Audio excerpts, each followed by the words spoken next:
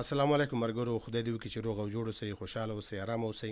ملګرو، نن دا سره چې څوک میلمه دی، زه نه غواړم د هغې په تعریف کې یا په تعارف کې ډېر وخت ونیسم. تاسې ټولې پېژنئ، ضرورت زه نه غواړم چې زه یې معرفي کړم.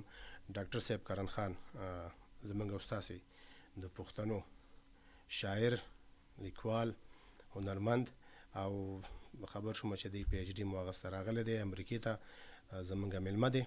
نو دلته سټوډیو ته مې راوغوښتو چې یو څو پوښتنې ترې وکړو، معلومات ترې والو، ځان پوه کړو. نو ډاکټر صاحب ستړی مه شئ. اول خو امریکې ته په خیر رالي او د هغې نه وروسته زموږ دې جونګړې ته په خیر رالي. ډاکټر صاحب امریکې ته خو فکر کوم ستاسې اول ځل دی چې رالی، د دې نه مخکې تاسې نه وئ راغلی ګمان کوم. سفرونه خو به هم ډېرو ملکونو ته کړي خارج کې. تاسې په دې امریکا کې کم داسې څه ولیدل، مثال په طور چې زمونږ په وطنو کې نشته، کوم پکې ښه ولیده، کوم پکې بد ولیده، که داسې لږه تشریح ورکړئ لیدونکو ته. سبحاني صاحب مننه ستاسو کور ودان.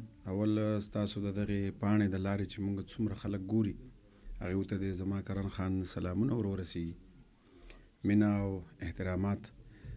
امریکا ته زه اول ځل رالم او ما دپاره خو ډېره زیاته جالبه ځکه نه وه چې برطانیې ته او استرالیا او نیوزیلینډ او داسې د ملکونو ته تللی وم. دا هیوادونه چې دي د اروپایي هیوادونه چې یادېږي یا برطانیه، دا تقریبا ټول یو شانتي دي. خو بیا امریکا دا ده چې یو خو ډېره زیاته غټه ده، ډېر لوی ملک دی که نه، او یو سټیټ چې دی نو هغه د ملکونو عمره دی. دغه مې پکې یو څو ځایونه لکه روډ آیلینډ مې ولیده، نیویارک مې ولیده، شیکاګو، کیلیفورنیا، او دا پکې د اسماعیل مشواڼي صاحب هغه مینه وه او هغه ورورولي وه.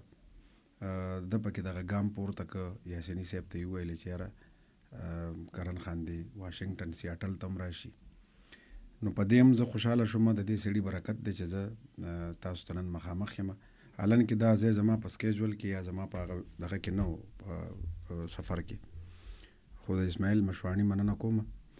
او بیا ستاسو په دغه دوستانو کې چې ما څومره ملګري ولیدل، که حنیف دی او که طارق لالا دی یا زمونږ دغه ډاکټر صاحب دی غني دی یا د اسماعیل صاحب ورور دی عمران، دا جدا جدا لکه ستاسو مشر ورور ډاکټر صاحب، بیا ستاسو والد صاحب هم ولیدو.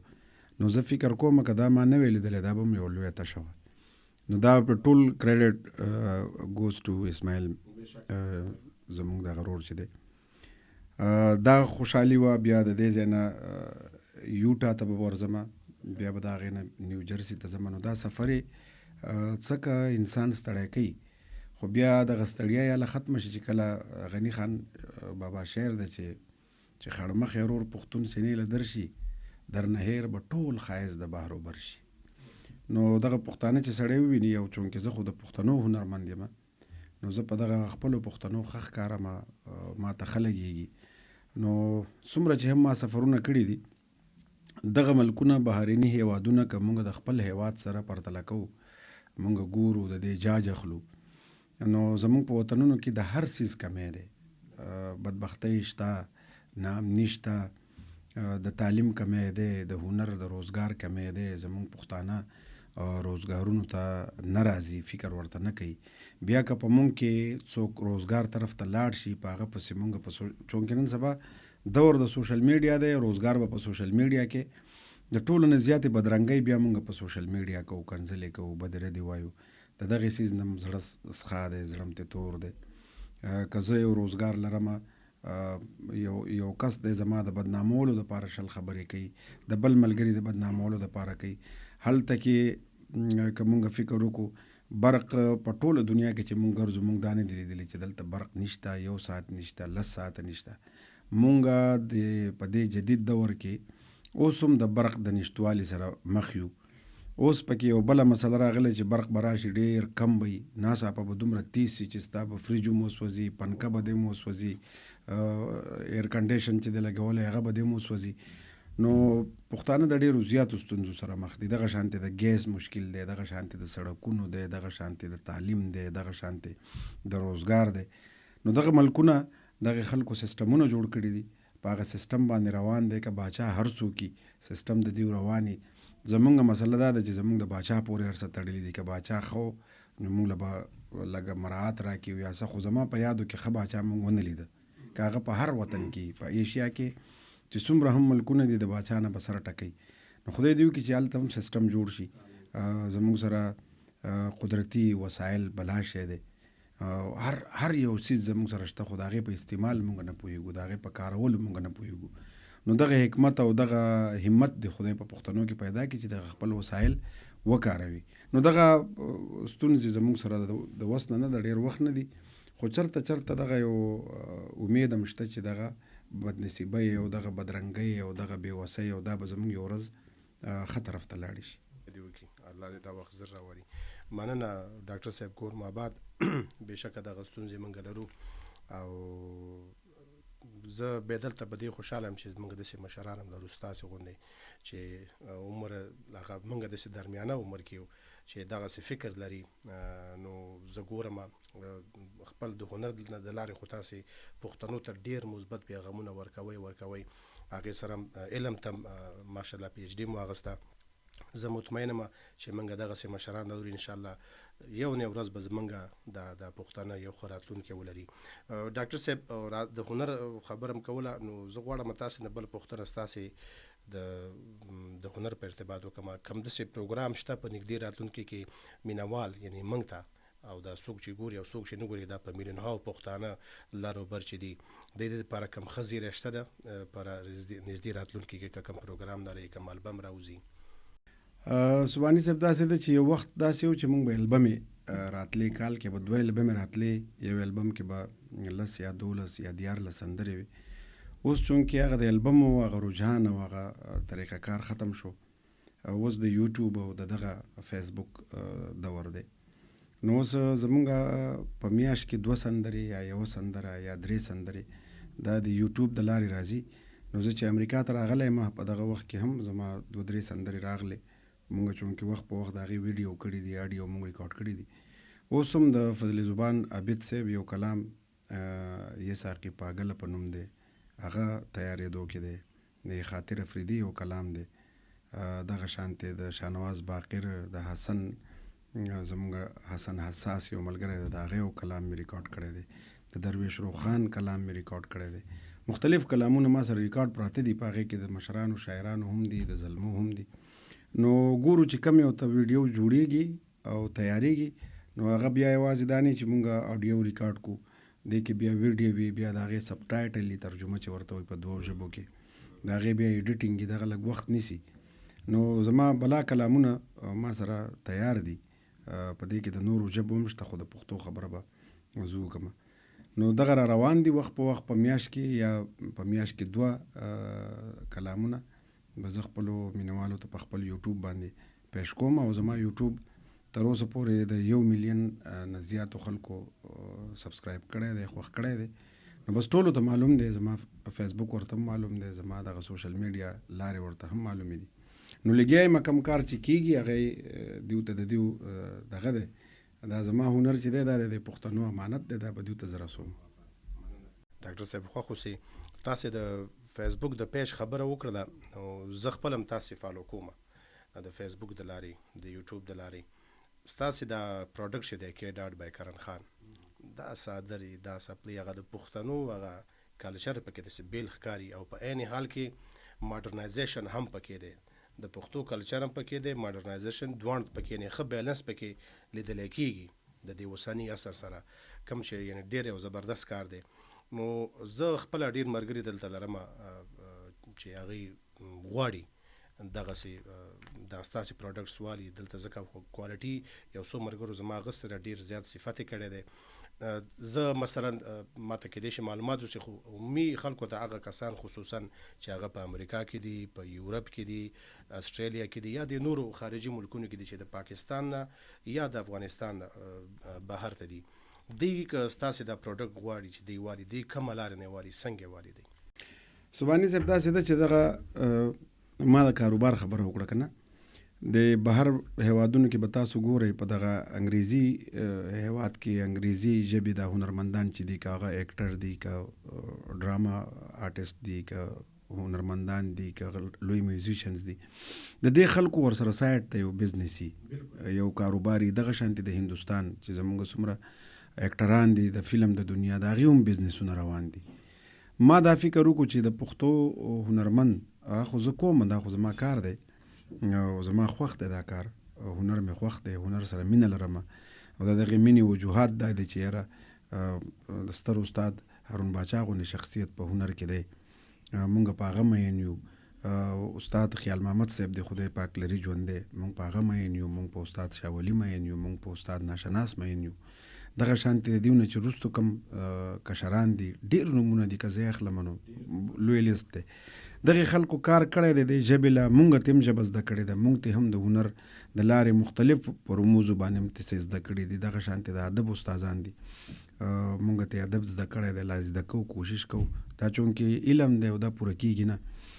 نو زمونږ دغه ټول استادان او اساتذه کرام چې دي دوی هم هنر کوي، زه هم هنر کوم، خو زه غواړم چې د یو هنرمند سره سره که زمونږ روزګار وچلي په پوره نړۍ کې او خلکو ته دغه هم ورسیږي چې یو د پښتو هنرمند د روزګار په حق هم فکر لرلی شي. اوس که زه روزګار کوم لا پورې خو داسې ډېر نه دی مشهور شوی، خو دا هم ډېره لویه خبره ده چې په سیاټل کې سوباني صاحب د کیډاټ نه خبر دی، دغه شانتې اسماعیل صاحب ته خبر دی، یاسیني صاحب ته خبر دی، زمونږ فراد یوسفزی او طارق او دا ملګري ته خبر دی. نو دا مطلب دا دی چې د خلکو ته دغه نوم را رسېدلی دی. بیا په کیلیفورنیا کې او په استرالیا کې په مختلفو ځایونو کې زمونږ داسې مشتریان شته چې زمونږ نه وخت په وخت د واده اډر اخیستي دي، د زنانو کپړې جوړې کړي دي، څادرې اخیستي دي، کالي جوړ کړي دي، سپلۍ اخیستي دي، بوټي اخیستی دی، پکول یې اخیستی دی، موفلر یې اخیستی دی، د زنانو شالونه یې اخیستي دي او بیا هغې مونږ ته ریویو را کړې ده، ستایلي دي، خوښ شوي دي، بیه مناسبه ده او دغه ټول څیزونه چې زمونږ سره دي دا د لاسو جوړ دي. دا داسې نه ده چې داسې مشیني کار دی، لکه د اصلي وړی څادرې مونږ جوړو، شړۍ جوړو، پکول جوړو، موفلر جوړو، دغه شانتې سپلۍ جوړو، دغه شانتې کالي چې د چا په ناپ باندې جوړېږي، داسې نه ده چې مونږ راغیستې دي او په دکان کې مچولي دي چې دا سایز دی چې چا باندې کم پوره شو، نه، مونږ ته خلک خپل ناپ را لیږي، مونږ ورته په اډر باندې جوړو. او دا دیو داسې کولی شي چا چې هم اخیستې دي دغه فیسبوک د لارې اخیستې دي، زمونږ په فیسبوک باندې پیج دی د کې ډاټ بای کرن خان، دا کې ټکې او بای کرن خان په دغه نوم، دغه شانتې ټیک ټاک دی زمونږ، دغه شانتې زمونږ انسټاګرام دی، دغه شانتې بیا زمونږ واتساپ دی، د بزنس واتساپ چې دی نو هغې کې مونږ دا نشو کولی چې یو چا ټلیفون چوت کو اوږده قیصه ورسره وکړو که نه، خو زمونږ کارندګان دي، زمونږ ټیم دی، هغې ته میسج کوي لکه څنګه چې په پوره نړۍ کې د اډر ورکولو یوه طریقې کې هغه ته په هر یو سایټ باندې کې هغه خپل توکې خوښ کړي، سایز ورکړي، رنګ ورکړي، اډرس ورکړي، ټلیفون شمیره ورکړي، خپل نوم ورکړي او د هغې پیمنټ هغې ته وکړي. هغې تاسو ته وایي چې یاره دا موږ تاسو ته په هفته کې را رسو یا په 10 ورځو کې یا په 12 ورځو کې، دا یې د شپینګ چارجز دي، دا د دغه سیس چارجز دي، دا یې د جوړولو دي، دا یې تاسو ته د درلیږلو دي. نو په پوره نړۍ کې زه چې راتلم په جولای په میاشت کې، نو 6 میاشتې زمونږ وشو د کې ډاټ بای کرن خان یا په دغه 2 میاشتې کې مونږ 3.5 خلکو ته د هغې اډر رسولی دي، اخیستې هم دي او هغې ته هم رسولي. په دې کې داسې دي چې یو اډر لکه 40 جوړې کالي هم دي، 10 جوړې سپلۍ هم دي، 8 څادرې هم دي. نو دا مونږ بیا په ټول په یو اډر کې لیکو. نو هغه سیستم هم روان کړی څنګه چې مونږ په د وطن په حال خبره وکړه چې سیستم نشته، وطن شته، باچا شته، وزیر شته، سیستم نشته. نو مونږ د کې ډاټ هغه سیستم روان کړی د سوشل میډیا د لارې، ان قریب د چې دی مونږ ویب سایټ هم زر تر زره لانچ کو، خو مختلف مسلې ځکه لرو چې په پیښور کې داسې څوک لرو نه چې په ویب سایټ پوهېږي، زه خپله ورته وزګار نه یم، نو دا به لږ وخت نیسي. خو فلحال مونږ په فیسبوک، په انسټاګرام او په ټیک ټاک او دغه واتساپ باندې دغه آرډرز د خپلو پښتنو نه اخلو، د هغې په خوښه، د هغې په طبیعت باندې، د هغې په ناپ باندې، هر یو توکی چې دیو خوښ کړي زمونږ په سوشل میډیا، نو هغه مونږ دیو ته تیاروو، ورسوي او هغې خوشحاله دي. ډېر ښه. نو دا ویډیو چې څوک ګوري ټولو دا ولیدل، زه خو انشاءالله ډېر زر دا کار کوم او مطمئن یم، او چې کله تاسو وکړه بیا به د هغې فیډبیک مونږ ته راکوئ، هغه به بیا مونږ په خپله پاڼه باندې خپرو. نو دغه خلک بیا ګوري. بل ورځ ستاسو د خبره کې را یاده شو، د لاس انجلس کې زمونږ یو کشر دی، زبیر خان کیپټن دی، دا ډېره لویه خبره ده ما دپاره چې هغه محمد او زبیر دا دواړه وروڼه پایلټان دي د امریکې جاز چلی یونایټډ جاز او هغه په کول او سپلای او دا راغوښتي او مال ویډیو راکړله. هغه 1 منټ کلیپ چې و هغه په 2 ورځو کې د 1 لاکو نه زیاتو خلکو وکتو زمونږ په فیسبوک د کیډاټ بای کرن خان. نو زه خو هغې ته خوشحاله شوم چې دا کیپټنان دي او پښتانه دي او هغې زما د توکو ته خوشحاله شو. نو دغه چې یو بل ته خوشحالي وکړو موږ به مخکې ځو. نو دا ډېره غټه خبره ده. ډاکټر صاحب وخت مو ډېر نه نیسمه، کیدای شي دا زما اخري پوښتنه اوسي، کنه یو سوال کیدای شي دې پسې ولرم. نوی نسل پښتون نسل که هغه افغان دی که په افغانستان کې دی که په پاکستان کې دی، دواړو طرف ته د پښتون نسل چې دی د ستاسو غونې مشران دا اوس د تاسې هستې هنرمندان دی فالو کوي په وړو ټکو کې. مثلا زه یو پښتون یم، زه اوس یا په افغانستان کې ما یا په پاکستان کې ما پښتونخوا کې، ما دپاره تاسې څه میسج لرئ؟ زه څه وکړم چې زه کامیابه شم؟ کامیابۍ به ډېرې لارې، هغه لاره چې کرن خان ته ډاکټر کرن خان ته هغه لاره ښه ښکاري. ډاکټر کرن خان ما ته کوم نصیحت کوي، کومه مشوره راکوي؟ سبحاني صاحب داسې ده، ما ډېرې ځایونو کې ویلي په مرکو کې، یو خو زه پیغام نشم ورکولی، د هغې جوګه یم نه، نصیحت کولی نشم، عمر مې دومره دی چې نصیحت وکړم که نه. پښتنو ته همیشه ما خواست کړی دی، جولی ورته مو غوړولې ده، مینت هم ورته کړی دی، زاریم کړی دی، دغه کولی شو. که څوک هنر ته راتګ غواړئ، د هنر د راتګ سره سره اول په خپلو زده کړو باندې فوکس وکړئ. دا په نظر کې وساتئ چې زده کړې وکړي او بیا هنر کې دا داسې چې ډېر خوندوري. زده کړې مهمې دي، بیا چې هنر راتلل غواړئ د هغې دپاره ځان له یو استاز ونیسئ،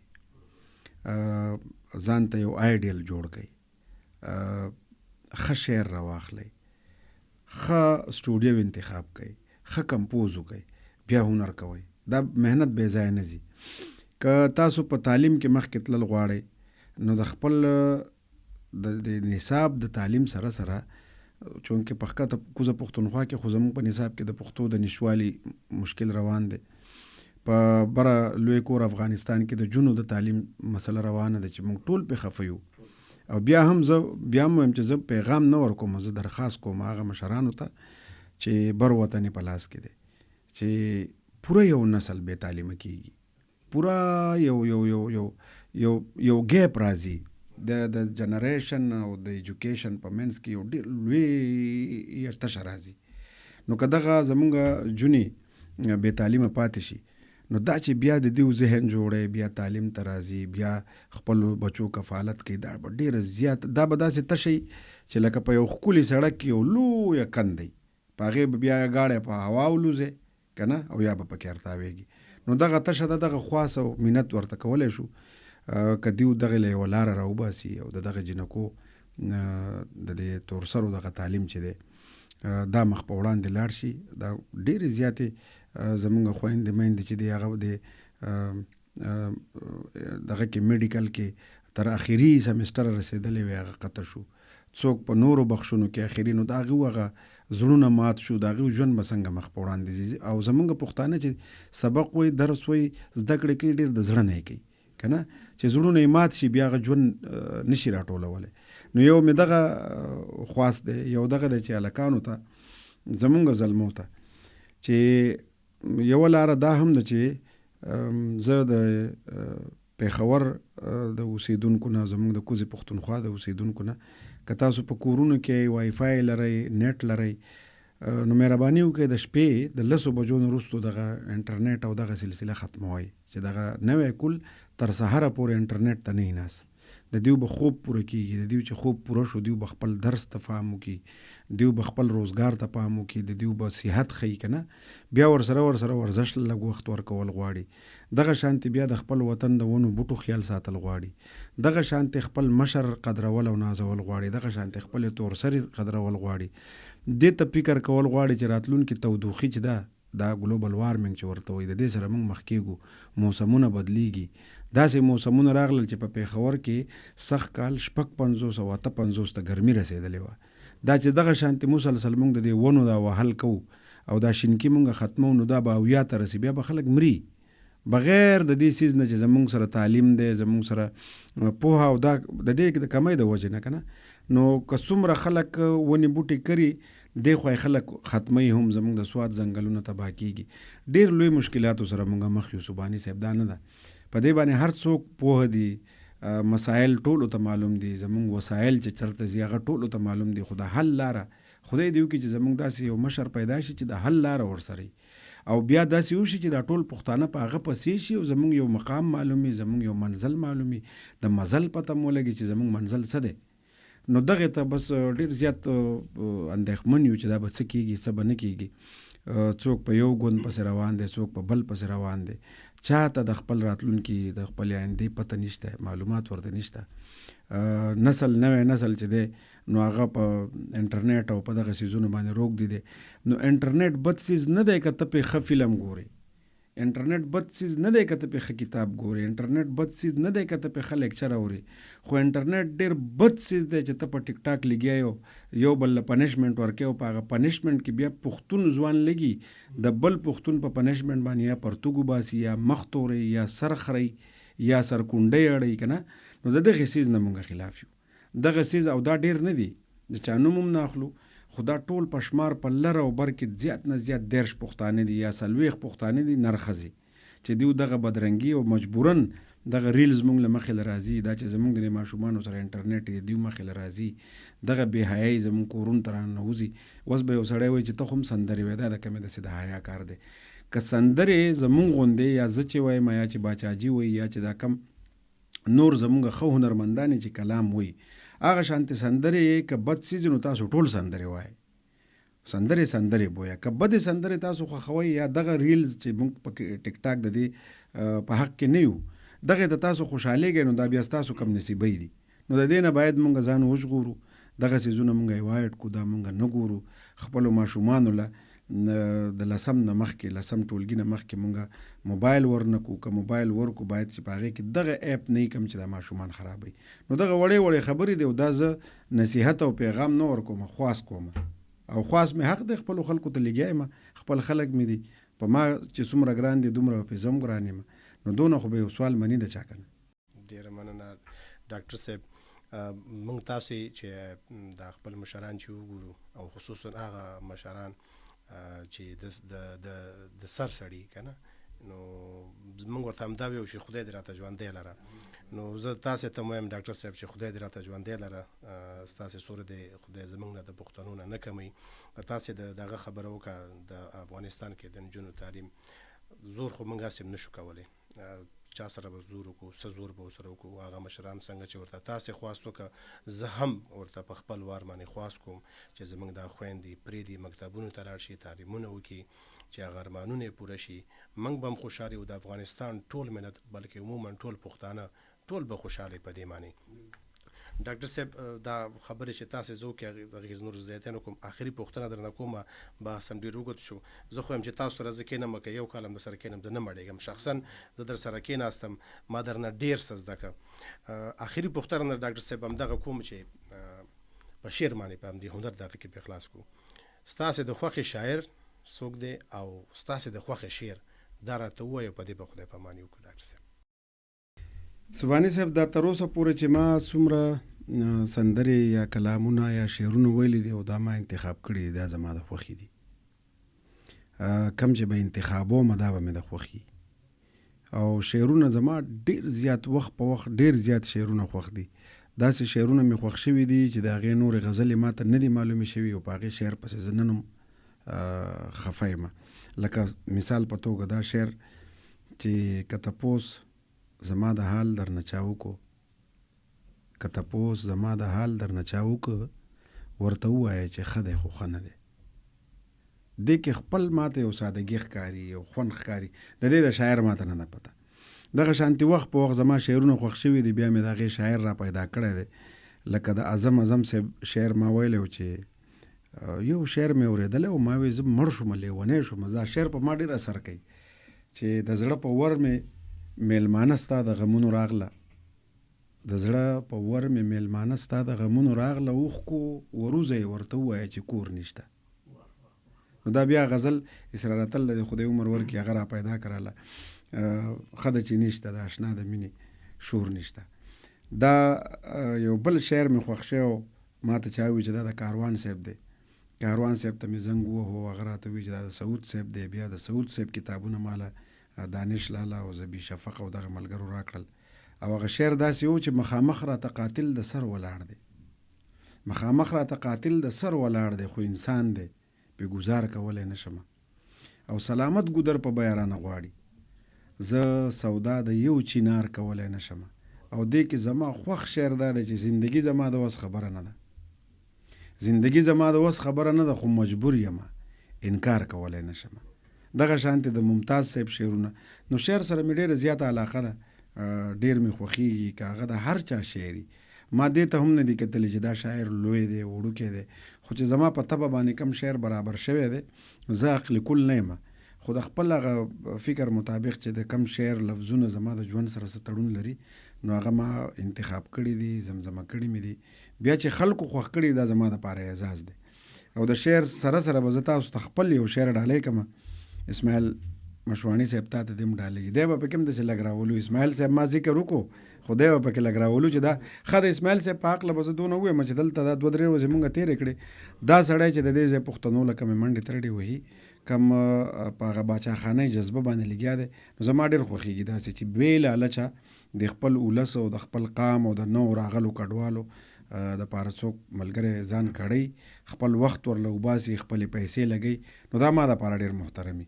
نو زه ډېر احترام لرم اسماعیل صاحب. شعر دی چې بدنصیبیانو په هر ګام را پرځولی یم، بدنصیبیانو په هر ګام را پرځولی یم، خو ډېر همت او بیا محنت را پاسولی یم. او ستاسو په ذهن کې زه بد را ګرځېدلی یم، ستاسو په ذهن کې زه بد را ګرځېدلی یم، ته ما ته وګوره زه بیا هم نازولی یم.